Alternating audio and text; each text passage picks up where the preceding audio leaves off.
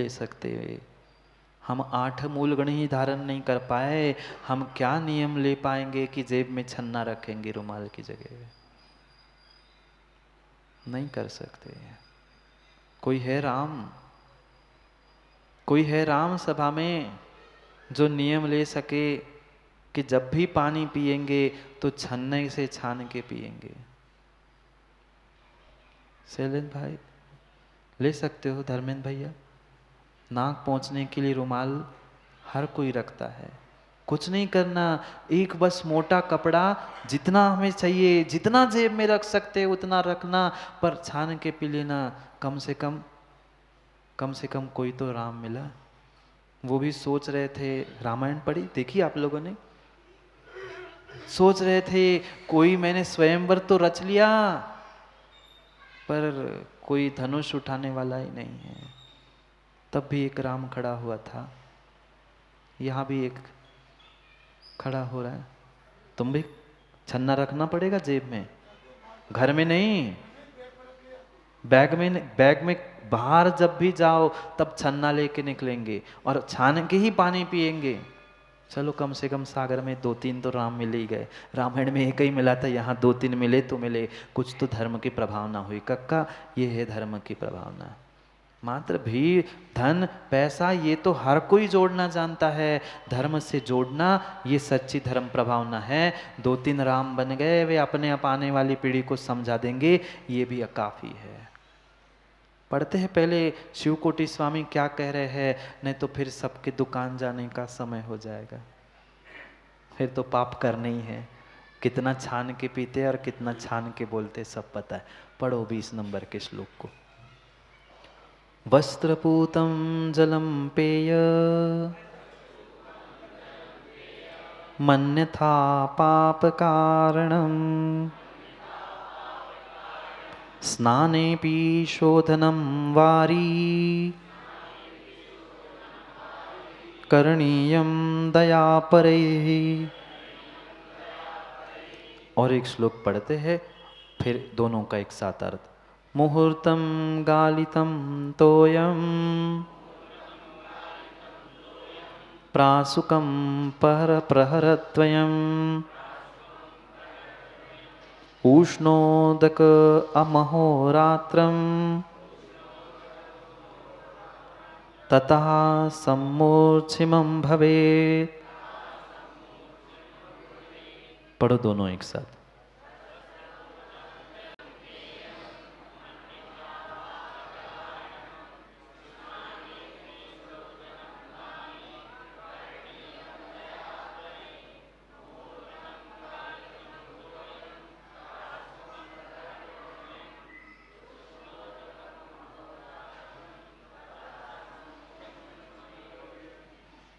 वस्त्रपूतम जलम पेय, जो छन्ने से, कपड़े से, कौन सा छन्ना, जाली वाला नहीं, वस्त्रपूतम जो पानी कपड़े से छना हुआ है वही पेयम, वही मात्र पीने योग्य है। मन्यथा पाप कारणम, अन्यथा वह पाप का ही कारण है। वह अनछना पानी जिसको छना नहीं है, चाहे वह हर्ष बॉटल खोल के पी लेना, वह उस बॉटल से कम नहीं है जो बॉटल कभी पी नहीं होगी। बिल्कुल, वह मदिरा का तो पान नहीं किया होगा, पर जो पैक बॉटल का पानी बिना छने, वो तो कंपनी से कितना ही आरओ से पता नहीं काय काय से हुआ, वह शुद्ध हो ही नहीं सकता। अगर छना भी है तो दूसरे श्लोक में तुरंत कह दे मुहूर्तम गालितम तोयम, जो छना हुआ पानी है, कपड़े से छना हुआ पानी भी मुहूर्तम, मात्र एक मुहूर्त यानी 48 मिनट ही पीने योग्य है। हम तो महाराज जी सुबह टंकी में छान के रख देते हैं और शाम तक पीते रहते हैं, ज्यादा लगा एक थैली टांग दी, हो गया छन्ना। नहीं है, अनछना ही पानी का प्रयोग कर रहे हो, अनछना ही पानी का प्रयोग कर रहे हो। मुहूर्तम गालितम, एक मुहूर्त से ज्यादा उसकी मर्यादा है ही नहीं है। तुम तो पता नहीं कितने दिन पुराना वो पैक पी रहे हो, बस शराब से कम नहीं है। जीव ही पड़े है, जीव ही पड़े है उसमें। ये पक्का सोच के निर्णय करके प्रयोग करना। मन्यथा अन्यथा पाप कारणम, अगर इसके अन्यथा आप प्रयोग कर रहे हो तो परिपूर्ण रूप से पाप पाप और पाप का ही कारण है। मात्र पीने के लिए नहीं कहा, आगे और कह रहे हैं स्नाने पी शोधनम वारी। वारी यानी पानी। वह स्नान करते समय भी पानी का शोधन करने की आवश्यकता है। कितना शोधन करते हैं? यहां से बटन चालू, वहां से ढल गया, वहां से शुद्ध होके आ गए। सीधा पानी जाता है आजकल गीजर में, गर्म होके नीचे आ रहा है। न छना न प्रासुक। महाराज प्रासुक तो गर्म तो है, छान के प्रासुक किया जाता है, अनछना प्राणी प्रासुक होता ही नहीं है। बहुत सारे जीवों की इस पानी को लेकर, जल गालन को लेकर ही बहुत बड़ी समस्या और बहुत सारी वर्तमान में भ्रांति है। क्या करे, ये गृहस्थों के काम। सुमन शास्त्री गृहस्थाचार्यों को समझाने थे, पर तुम नहीं बोल रहे, सो आचार्यों को बोलना पड़ रहा है। हाँ ऐसा ही है संजय भाई, गृहस्थाचार क्यों सुमन शास्त्री नहीं बनाए? व्यवस्था है। ये गृहस्थों के लिए व्यवस्था बनाने वाले गृहस्थाचार कहलाते। दिगंबराचार अलग और गृहस्थाचार अलग होते हैं। क्या करे, सुरेंद्र पंडित जी जैसे विद्वानों ने इस विषय में मौन लेके रखा है। कहना पड़ेगा, कहना पड़ेगा। कहीं ना कहीं इस व्यवहार की बातों को भी श्रावकों को सिखाना पड़ेगा, तो जाके वह निश्चय तक यथार्थ पहुंच सकता है। अन्यथा मात्र निश्चय की चर्चा करने से काम नहीं बनेगा। किस बात का श्रावक अगर जल गालन करके प्रयोग नहीं कर रहा है तो श्रावक ही नहीं है। श्रद्ध श्रावक तो दूर की बात है। मां करते हैं ना सब जगह पे छान के पानी का प्रयोग, सब जगह पर, थैली वाला नहीं। हर 48 मिनट में प्रयोग करते हुए पानी छनना चाहिए। छना नहीं छना। और ऐसे भी नहीं कि किसी पतले से आप छान रहे हो। इतना मोटा इतना मोटा इतना मोटा कपड़ा चाहिए कि उसे अगर देख ले तो सूर्य नहीं दिखे, सूर्य की किरण ना दिखे। ऐसा इतने मोटे कपड़े से छना हुआ ही छना कहलाता है। आजकल वो लकड़ी, उसको तार को लग के आ रही है, छान दिया पुनः डाल दिया। नहीं, अभी पूर्ण सत्यता को जीव ने समझा ही नहीं। मां कितना मोटा, कितना मोटा, नहीं तो साड़ी के पल्ले से छान लो।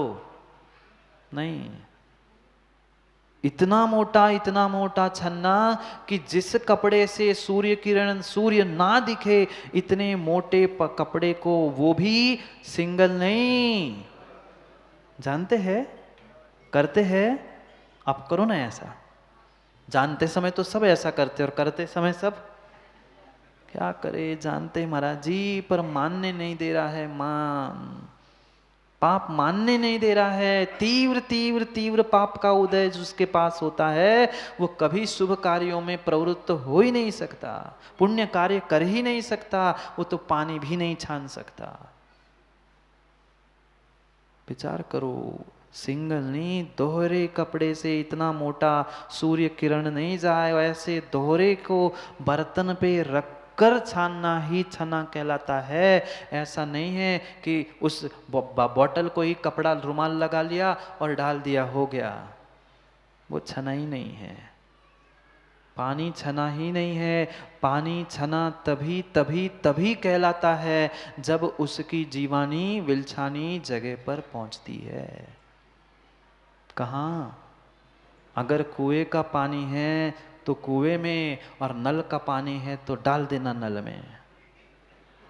विलछानी करनी ना। अगर विलछानी नहीं हो रही है संजीव भाई, तो वह नल का पानी मां छना है ही नहीं है। आगम की बात सुनो, आगम की बात सुनो, और बहुत अच्छे से कान खोल के सुन ही लो। पानी की अगर जगह पे विलछानी जा नहीं रही है, जो पानी का स्रोत था उस पानी के स्रोत में जाना वही उसकी विलछानी है। क्या ये आगम ग्रंथों में नहीं पढ़ा, एक कुएं से पानी खींचा और दूसरे कुएं में विलछानी डालने जाते हो? क्यों नहीं जाते? वो तो पानी पानी है, कुएं का ही पानी है।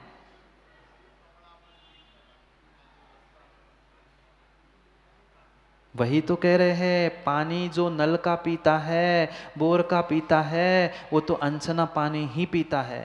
आप बोलो,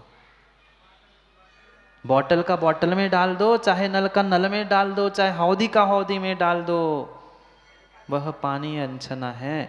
मैं आगम की बात कह रहा हूं, अपनी विषमता, आप अपना व्यवहार, आप अपनी लौकिक भाषा समझ लो, आगम ये है। और यथास्थान तक मां बोलो ना, एक कुएं की विलछानी दूसरे कुएं में डाल सकते हैं क्या? क्यों? वो तो कुएं का ही पानी है ना, वो तो दोनों एक जैसे ही कुएं थे। पर मोरा जी में भी अगर दो कुएं है तो इधर का उधर, उधर का उधर नहीं कर सकते। क्यों? प्रत्येक कुएं के जीव, पानी की जीवों की वह प्रकृति भिन्न भिन्न है।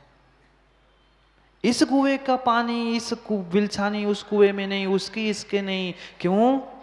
क्योंकि पानी की प्रकृति भिन्न है। मानते हो आप लोग? कितने लोग मानते हैं? सुमन जी, आप मानते हो प्रत्येक कुएं की पानी की प्रकृति भिन्न है और उस पानी की प्रकृति के हिसाब से वहां के जीवों की भी प्रकृति भिन्न है? आप मानते हो? पक्का मानते हो? पक्का मानते हो प्रमोद भाई? फिर मैं प्रश्न पूछता हूँ कि फिर जब एक कुएं का पानी दूसरे कुएं में डालने के लिए उसकी प्रकृति, उस जीवों की हिंसा आदि कही जाती है, फिर हम अनछने पानी का प्रयोग करते हुए अन्य अन्य स्रोतों से प्राप्त होने वाला पानी का प्रयोग कैसा कर सकते हैं? कैसे कर सकते हैं प्रमोद भाई? मैं प्रश्न पूछता हूँ। आप भी उस व्रती पने को प्राप्त होने के लिए प्रवृत्त हो रहे हो, अभ्यास कर रहे हो। जो पानी आपने इस बरसात में इकट्ठा किया वो अगले बरसात में उसकी विलछानी कर रहे हो। क्या हो रहा है? आगम की बात पूछ रहा हूं मैं। सुमन पंडित जी बोलो ना। एक बरसात का पानी दूसरे बरसात के समान नहीं होता। एक कुएं के पानी की प्रकृति दूसरे कुएं के पानी की प्रकृति की जैसी नहीं हो सकती। एक बरसात, मौसम की बरसात, तीनों बरसात में, तीनों मौसम में होने वाली बरसात भिन्न भिन्न प्रकृति की होती है। मानते हो? और तीन प्रकृति की नहीं, कौन से नक्षत्र में पानी गिरा है उस नक्षत्र के हिसाब से उस पानी की प्रकृति होती है। फिर एक बरसात के पानी की जीवानी दूसरे बरसात के पानी में, उस हौदी में कैसी सुरक्षित होगी? होगी ना? बोलो ना। नहीं हो सकती। आगम के परिप्रेक्ष्य में अशोक जी नहीं हो सकती। आपकी व्यवस्था आप जानो, मैं आपको कुछ नहीं कह रहा हूं, मैं आगम की बात कह रहा हूं। छना हुआ पानी ही ग्रहण करना है और छना वही कहलाता है जिसकी विलछानी यथास्थान जहां से निकला है वहां पहुंचा है। बादलों में पहुंचा दो, है सेटिंग बादलों में पहुंचाने की। कुआ ही आगम की बात सुनो। आज नहीं मिल रहा है, क्या हो रहा है? वह व्यक्तिगत व्यवस्था है, वह व्यक्ति व्यवस्था है, वस्तु व्यवस्था आगम व्यवस्था नहीं है। विषमता है, मान रहा हूं, वो आपका विषय है, पर विषमता उन्हें दिखती है जो वह अपने नियमों में, अपने उस व्रतों में पक्का नहीं है।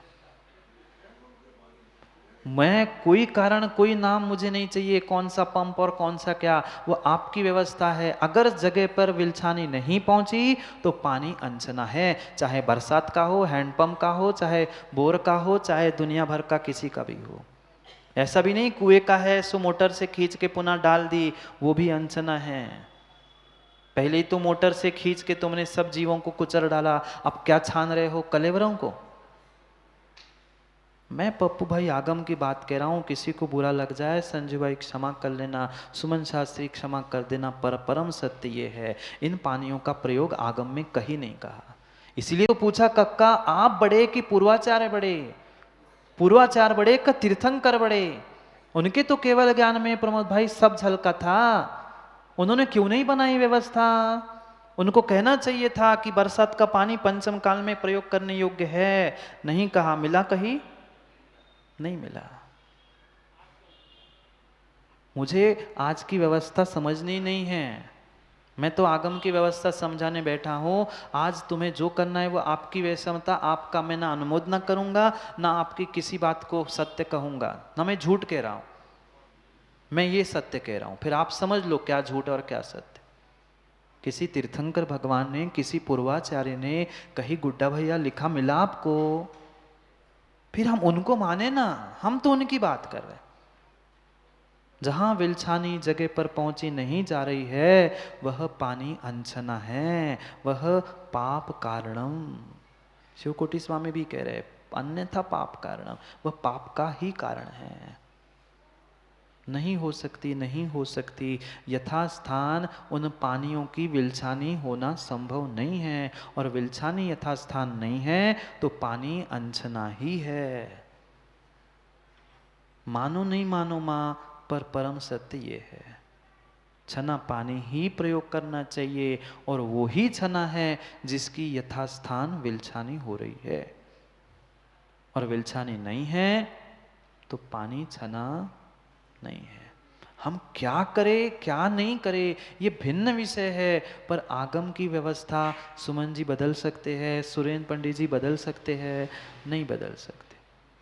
आप अपनी विषमता, अपनी स्थिति, अपना आप सब कुछ समझे, वो आपकी बात है, आगम की व्यवस्था नहीं हो सकती। आगम तो ये कह रहा है अनछना पानी वो है जिसकी विलछानी जगह पे नहीं पहुंची।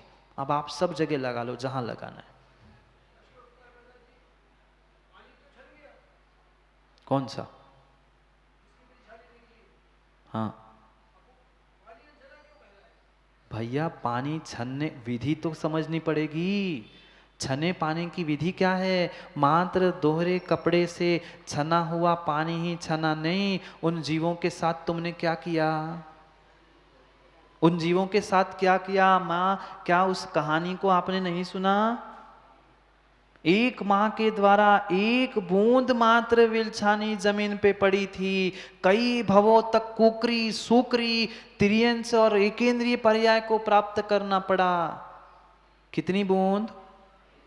कितनी बूंद माँ? इसलिए महाराज हम एक बूंद नहीं डालते, पूरी बाल्टी नाली में फेंक देते हैं। एक बूंद करने वालों को दोष है ना, हम तो लो थोड़ी करने वालों को होता है, हम तो पूरा ही कर लेते, हमें काय को पाप लगे। सोचो विचार करो। अभी तो ये कई पद वस्त्र पूतम जलम पेयम और मुहूर्तम गालितम तो यम इतना ही पढ़ पाए, समय हो गया, क्या करूं क्या करूं क्या करूं। पानी कोई नहीं छान पा रहे हो, वाणी को और मन को क्या छानोगे।